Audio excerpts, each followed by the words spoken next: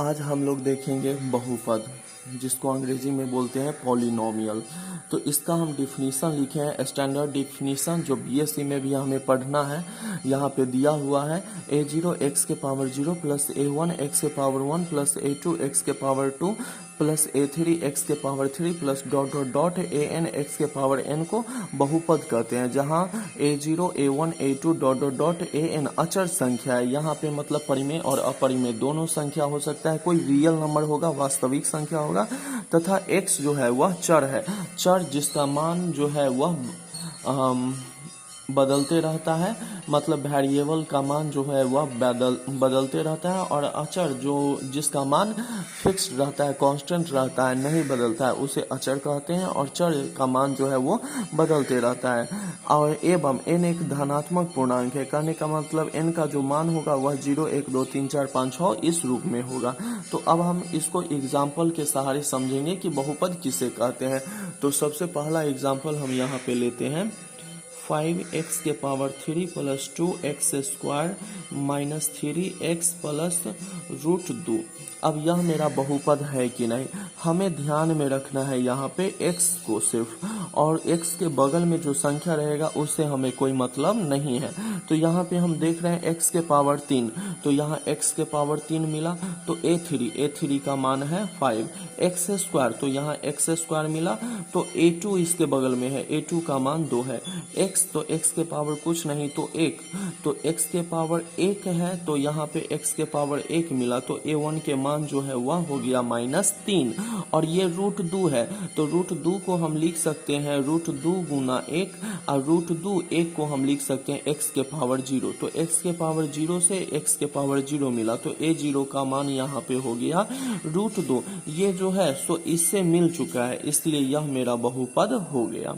दूसरा एग्जाम्पल हम लेते हैं यहाँ पे रूट 3 x के पावर 4 माइनस 1/4 x के पावर 3 माइनस 6x प्लस 1। अब यह मेरा बहुपद है कि नहीं, तो x के पावर 4 रूट 3 बगल में है, तो आगे जैसे यहाँ a3 x के पावर 3 है, तो आगे जो होगा वह मेरा a4 x के पावर 4 होगा, तो x के पावर 4 से 4 मिल गया, तो यहाँ a4 की जो वैल्यू है वह रूट 3 हो गया।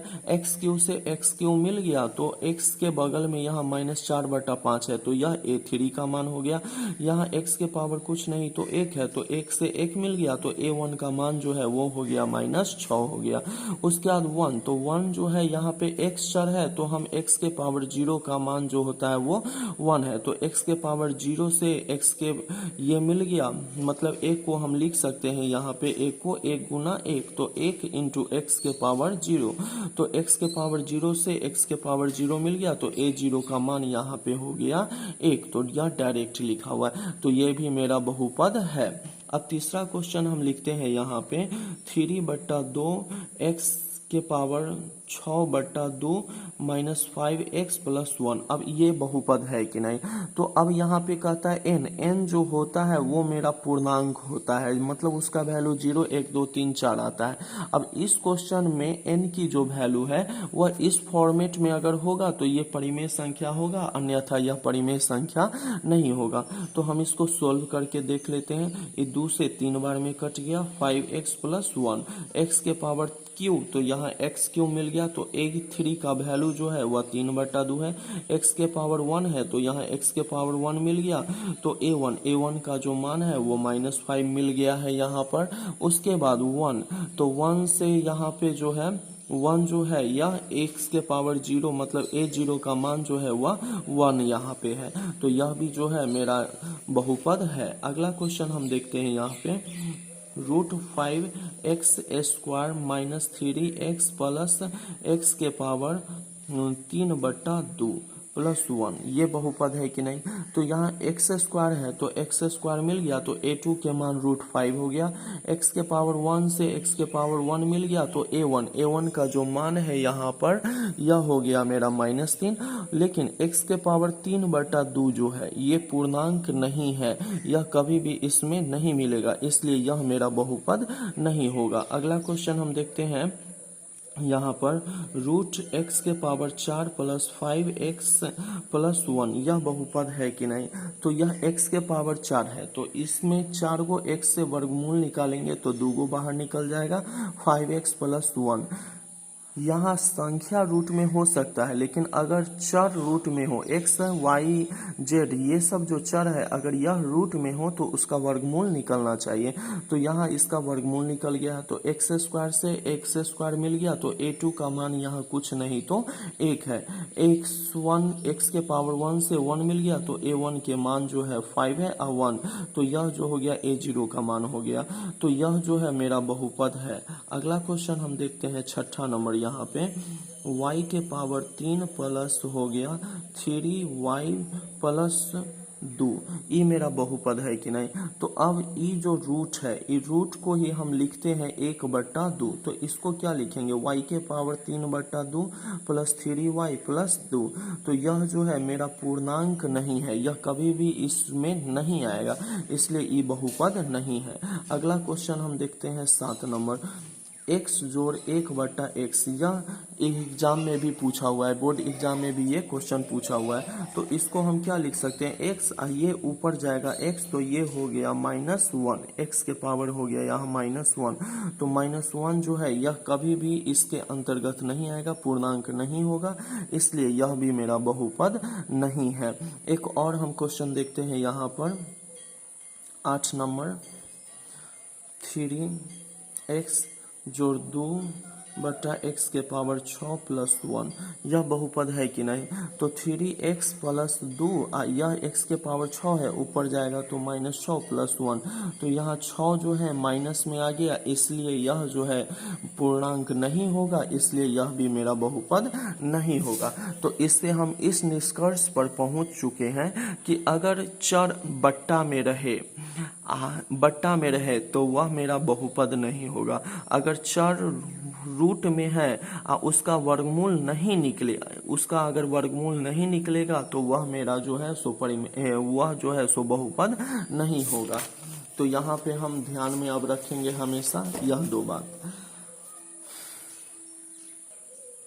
अब हम देखेंगे यहाँ पर बहुपद का घात, ठीक है, मतलब डिग्री ऑफ ए पॉलिनोमियल।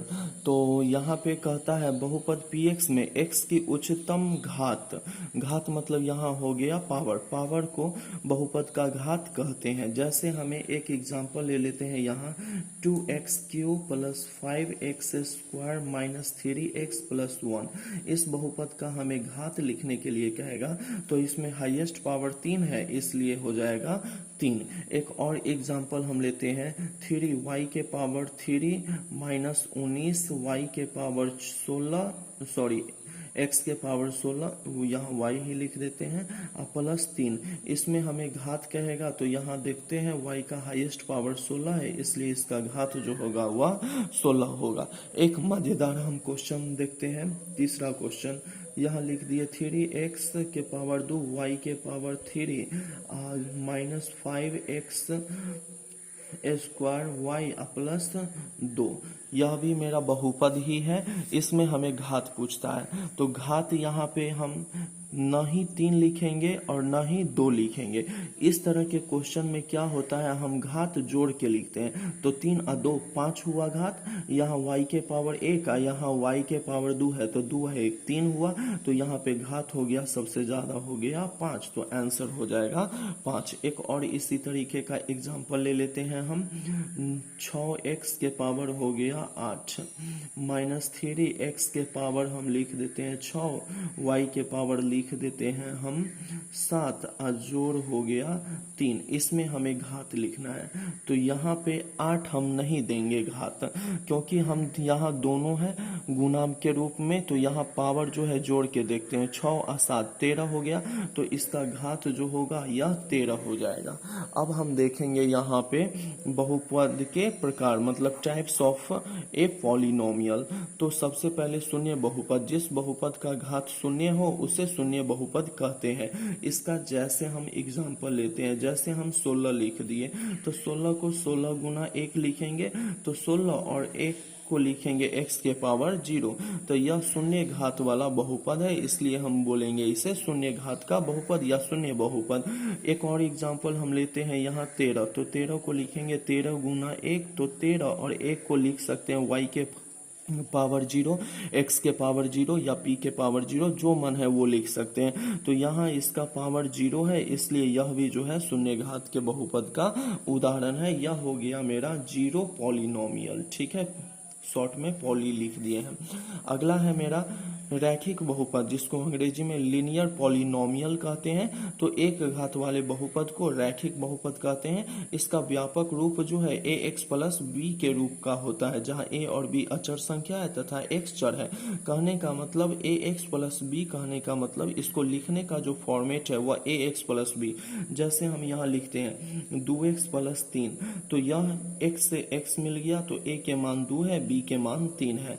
तो यहाँ x का हाईएस्ट पावर 1 है, इसलिए यह जो है मेरा रैखिक बहुपद है। दूसरा एग्जाम्पल हम लिखते हैं 3t, तो यहाँ पे सिर्फ t देख रहे हैं, तो यहाँ t के पावर 1 है, इसलिए यह जो है मेरा रैखिक बहुपद का उदाहरण है। और हम इसका व्यापक रूप, तो 3t को हम 3t प्लस 0 लिख सकते हैं। तो x और t जो है मेरा चर है, तो a के मान 3 है और b के मान यहाँ 0 है। एक और एग्जाम्पल हम ले लेते हैं 5y प्लस 3, तो यहाँ x चर है और यहाँ जो चर है वह मेरा y है। तो यहाँ पर जो है a के मान 5 है और b के मान 3 है। यहाँ y का पावर 1 है, इसलिए यह मेरा जो है वह लीनियर पॉलिनोमियल है, रैखिक बहुपद है। अब अगला आते हैं हम द्विघात बहुपद। द्विघात बहुपद क्वाड्रेटिक पॉलिनोमियल, दो घात वाले बहुपद को द्विघात बहुपद कहते हैं। इसका व्यापक रूप जो होता है ax square plus bx plus c के रूप का होता है। इसको हमें ध्यान में रखना है, इसका व्यापक रूप, क्योंकि ऑब्जेक्टिव इससे क्वेश्चन पूछ देता है। जहां abc अचर संख्या है तथा x चर है। अब हम यहाँ पर देखेंगे ax square b plus bx plus c में इसका जैसे हम देखते हैं, जैसे मेरा एक क्वेश्चन है यहाँ पे 5x square plus 3x plus 8, तो यहाँ पे x का हाईएस्ट पावर 2 है, इसलिए यह मेरा द्विघात बहुपद है। और यह जो है व्यापक रूप से मिलाते हैं, x स्क्वायर से x स्क्वायर मिल गया तो a के मान 5, x से x मिल गया यहाँ पर तो b का मान 3 और c का मान हो गया 8, इसलिए यह मेरा द्विघात बहुपद है। दूसरा example minus x square plus 3 है, तो यहाँ पे इसको हम लिख सकते हैं माइनस एक्स स्क्वायर जोड़ 0 इंटू एक्स प्लस 3, तो यह जो है एक्स स्क्वायर से एक्स स्क्वायर मिल गया तो a के मान यहाँ माइनस है तो -1 हो गया, x से x मिल गया तो b के मान 0 और c के मान जो है वह 3, इसलिए यह भी मेरा बहुपद है। तीसरा एग्जाम्पल हम ले लेते हैं 5/3 एक्स स्क्वायर प्लस 6, तो यहाँ एक्स स्क्वायर से एक्स स्क्वायर मिल गया, इसमें हाईएस्ट पावर मेरा 2 है, हाईएस्ट पावर 2 है, इसलिए यह मेरा द्विघात बहुपद हो गया। सिर्फ हम लिख देते हैं यहाँ पे p के पावर माइनस p के पावर 2, तो इस बहुपद में देख रहे हैं p के पावर हाईएस्ट 2 है, इसलिए यह जो है मेरा द्विघात बहुपद हो गया। एक क्वेश्चन लिख देते हैं टी स्क्वायर माइनस टी, तो यहाँ t का हाईएस्ट पावर 2 है, इसलिए यह मेरा द्विघात बहुपद हो गया। इसी प्रकार त्रिघात बहुपद क्यूबिक पॉलिनोमियल क्या हुआ, तो तीन घात वाले बहुपद को त्रिघात बहुपद कहते हैं और इसका व्यापक रूप जो होता है ax³ plus bx square plus cx plus d होता है, जहां abc तथा d अचर संख्या तथा x चर है। कहने का मतलब जिस बहुपद में, जैसे इसका हम देखते हैं, जिस बहुपद में हाईएस्ट पावर 3 हो,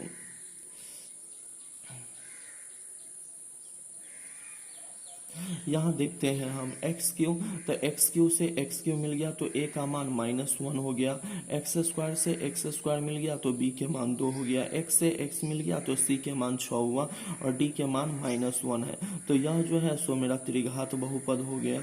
दूसरा एग्जाम्पल हम लेते हैं -t के पावर 3 प्लस 1, तो यहाँ पे t का हाईएस्ट पावर 3 है, इसलिए यह मेरा त्रिघात बहुपद का उदाहरण हो गया। एक और एग्जाम्पल हम लेते हैं सिर्फ y के पावर 3 माइनस y, तो y के हाईएस्ट पावर 3 है, इसलिए यह मेरा त्रिघात बहुपद हो गया। अब हम व्यापक रूप लिखना चाहते हैं। तो अब हमें अगर द्विघात बहुपद का व्यापक रूप लिखने के लिए कहें, द्विघात बहुपद है तो x के हाईएस्ट पावर 2 के बाद फिर एक उसके बाद प्लस दे के छोड़ देना है और ए बी सी डी बैठा देना है, यहाँ a यहाँ b और यहाँ c। तो ये हो गया द्विघात बहुपद का व्यापक रूप। अब हमें त्रिघात बहुपद का व्यापक रूप कहेगा लिखने के लिए, तो x के हाईएस्ट पावर 3 के बाद फिर 2 लेना है, 2 के बाद फिर 1 और उसके बाद प्लस दे के छोड़ देना है और ए बी सी डी बैठाएंगे, तो a यहाँ b यहाँ c और ये प्लस के बाद d। हमें चतुर्थ घात का बहुपद व्यापक रूप लिखना है, स्टैंडर्ड फॉर्म लिखना है या स्टैंडर्ड फॉर्म लिखना है। तो इसको हम कैसे लिखेंगे, तो यहाँ पे चतुर्थ घात है तो x के पावर 4, उसके बाद हम x के पावर 3 लिखेंगे, फिर x के पावर 2 लिखेंगे, फिर x लिखेंगे, उसके बाद प्लस छोड़ देंगे। यहाँ a बैठाएंगे, b बैठाएंगे, c बैठाएंगे, यहाँ d बैठाएंगे और यहाँ e बैठाएंगे। इस तरीका से हम सबका व्यापक रूप लिख सकते हैं। अब बहुपद का गुणांक ये हम देखते हैं, बहुपद का गुणांक क्या होता है, तो 3x² माइनस 5x³ प्लस 6, इसमें हमें गुणांक लिखना है। तो x² का गुणांक, x² का गुणांक कहने का मतलब उसके बगल में कौन संख्या है, तो x² के बगल में 3 है।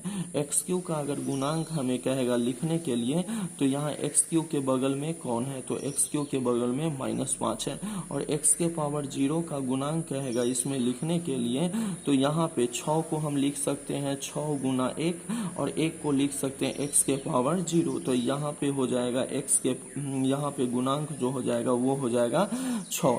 इसी क्वेश्चन में अगर हमें कह देगा x² का गुणांक लिखने के लिए तब क्या लिखेंगे, तो हम पहले इस क्वेश्चन को x के पावर मान लीजिए यहाँ x सिर्फ लिख देगा x का गुणांक लिखे तब क्या लिखेंगे, तो इस क्वेश्चन को हम लिख सकते हैं -5x³, उसके बाद +3x², उसके बाद x नहीं है तो 0 × x प्लस 6। इस क्वेश्चन को हम ऐसे लिख सकते हैं। तो x का गुणांक पूछता है तो इसमें तो x नहीं था तो नहीं रहेगा, तब हम उसका गुणांक 0 लिखेंगे, नहीं तो उसको इस रूप में लिखने पर x के बगल में 0 है, इसलिए x का गुणांक जो होगा वो क्या हो जाएगा, 0 हो जाएगा। अब हम देखेंगे एक्सरसाइज 1.1।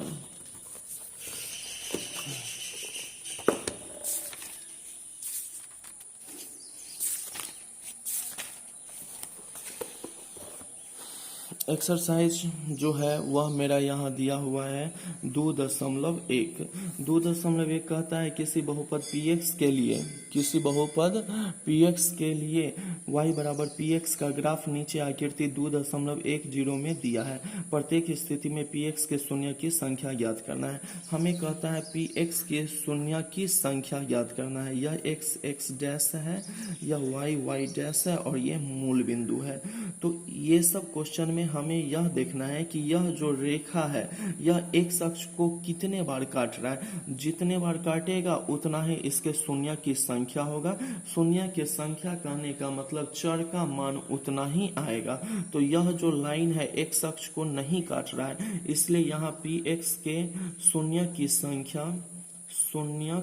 की संख्या जो है वह हो जाएगा 0। दूसरा क्वेश्चन में हम देख रहे हैं x x dash y y dash और ये मूल बिंदु है। ये जो है यह जो है x अक्ष को, दूसरा नंबर क्वेश्चन में x अक्ष को एक बार काट रहा है। तो यहाँ शून्य की संख्या जो हो गया, यहाँ लिख देंगे हम px के शून्य की संख्या जो हो जाएगा वह 1 हो जाएगा। तीसरा नंबर जो फिगर है मेरा वह इस तरह का है, ठीक है। तीसरा नंबर क्वेश्चन, तो यहाँ हम देख रहे हैं यह जो वक्र रेखा है यह x अक्ष को यहाँ यहाँ और यहाँ 3 बार काट रहा है, इसलिए शून्य की जो संख्या हो जाएगा, शून्य की px के शून्य की संख्या, px के शून्य की संख्या जो हो जाएगा वह हो जाएगा 3। चौथा नंबर जो क्वेश्चन है मेरे पास वह इस तरह का है, इसमें जो शून्य की संख्या 1 1 2 है। तो यहाँ पे नंबर ऑफ px के शून्य की संख्या जो हो जाएगा यह हो जाएगा मेरा 2, ठीक है। और ई अपना मन से दे दिए। दरअसल चौथा का जो फिगर है वो इस तरीके का है, यह x है, यह x डैश है, यह y है और नीचे y डैश। तो x अक्ष को यह दो बिंदु पर काटता है, तो यहाँ शून्य की संख्या जो होगा वह 2 हो जाएगा। अगला क्वेश्चन है मेरा 5 नंबर। वह फिगर जो है यहाँ पे ये फिगर मेरा ऐसे है। तो यहाँ देखते हैं 1 2 3 और 4, तो इसमें शून्य की संख्या 4 हो जाएगा। और छठा नंबर जो मेरा फिगर है x डैश, यह y और ये y डैश, इसमें देखते हैं हम। तो यहाँ पे एक बार, दो बार और ये 3 बार काटा, तो इसमें शून्य की संख्या जो हो जाएगा वो हो जाएगा 3। यदि वीडियो आप लोगों को अच्छा लगा हो तो मेरे चैनल को सब्सक्राइब अवश्य कीजिएगा। धन्यवाद।